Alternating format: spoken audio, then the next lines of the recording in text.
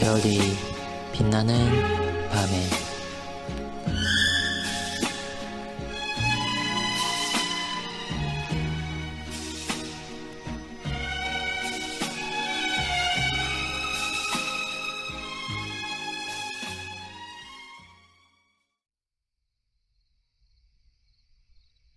팔신문은 180일차를 참고해 주시기 바랍니다.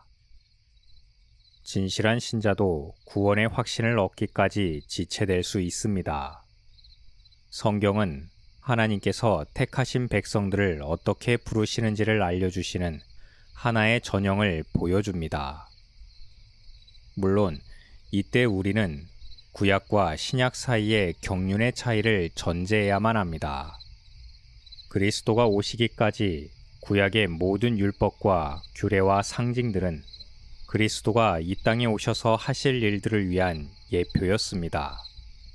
그래서 구약의 교회가 하나님을 아는 지식으로서 구원에 이르는 확신은 신약보다 훨씬 구체적이고 가시적이었습니다. 그들의 시대의 신자들은 할례를 받는 것이 택함받은 백성의 표지였고, 명령하신 규례들을 철저히 지키고 순종하는 것이 곧 하나님에 대한 순종이었고, 그들에게 부어진 땅의 축복은 하늘의 축복과 연결되었습니다. 그러나 그리스도가 오셔서 그에게 맡겨진 지상의 모든 사역을 완성하셨을 때부터 신약교회는 그러한 가시적 규례들과 율법의 그림자들이 다 벗겨졌고, 오직 복음 진리의 말씀과 성례만이 신자들에게 유일하게 남겨진 가시적 확신의 수단이었습니다. 그런 가운데에서도 앞서 살펴봤던 고린도후서 13장 5절의 말씀처럼 확신이 구원 얻는 믿음의 본질인 것처럼 말하는 사도의 표현은 그 시대 복음을 받아들이고 개종했던 사람들의 상황을 고려할 필요가 있습니다. 그들이 기독교로 개종했을 때 그들에게 일어난 변화는 너무나 분명해서 현저히 눈에 띄지 않을 수 없었습니다.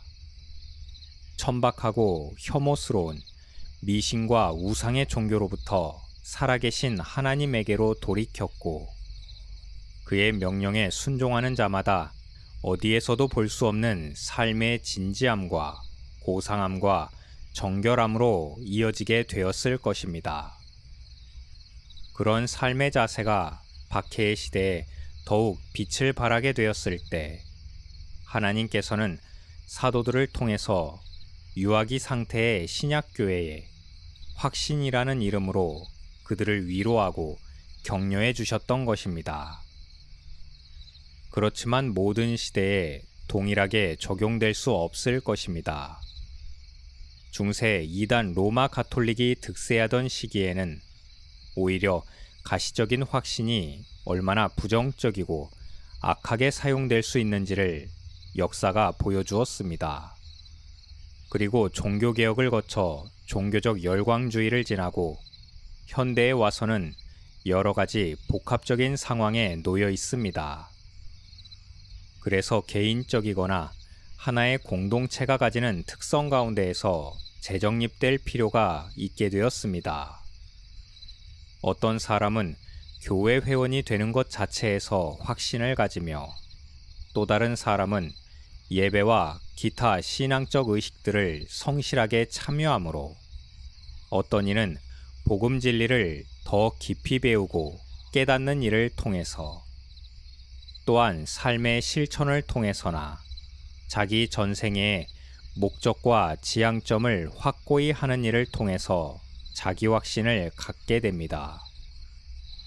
이러한 각각의 차이는 독립적으로 있는 것이 아니라 전 과정들이 하나의 통합적인 체계 안에서 각 사람 혹은 한 공동체 안에 세워져야 할 질서의 내용들입니다.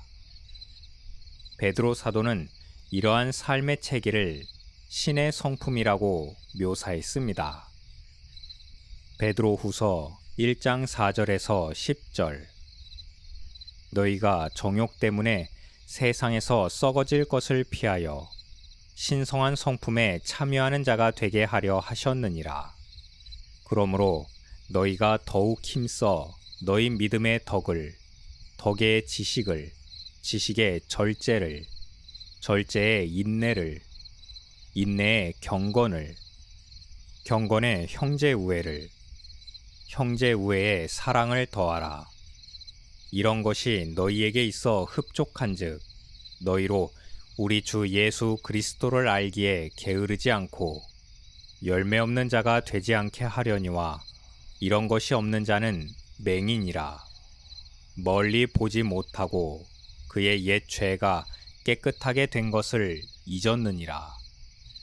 그러므로 형제들아, 더욱 힘써 너희 부르심과 택하심을 굳게 하라. 너희가 이것을 행한즉 언제든지 실족하지 아니하리라. 그리고 구원의 확신은 성경과 성령 하나님께서 주신다고 성경을 통해 계시해 주셨습니다.